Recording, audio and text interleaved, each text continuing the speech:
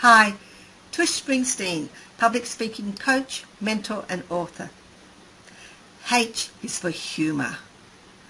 A very valuable tool if we can get that into our public speaking.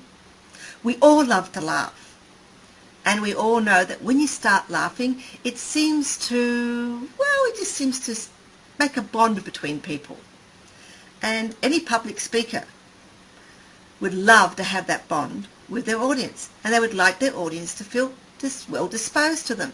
So if you can add some humour in there, make that connection with your audience, have a bit of laugh, then your audience is going to feel well disposed to you. And that means they'll be in a great frame of mind to take on board your message that you would like to get across to them. However, humour can be a very tricky thing. If you're anything like me, I'm not all that good at remembering jokes. I can never remember the punchline of the joke, and I sometimes have problems getting humour in there. Now, I can add a humorous touch naturally if I don't think about it. But when I'm trying to put humour in there, it often comes off, well, let's just say, it doesn't work that well. So if you can think about a little bit of humour that you can add naturally to your presentation. Now, stories are great. A little bit of a humorous story, because story connects with the audience, and if it's humorous, well, it makes that bond. One of the easiest ways of doing humour is what we call self-deprecating humour. That's where we make fun of ourselves, and that's a little bit easier because no one's going to get too offended by that because we are making the fun of ourselves. But it also means that people who can often connect with that bit of fun because they may be in the same sort of situation. So a little bit of humour used appropriately can lighten the atmosphere and can make that connection with your audience.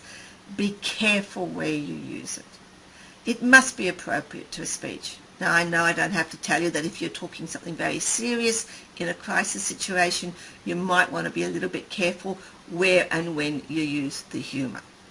So a little bit to break that ice, a little bit maybe to highlight a message if it's a short story or a humour story or anecdote, which can personalise your point. So humour, an essential tool to the public speaker's kit, needs to be used with caution.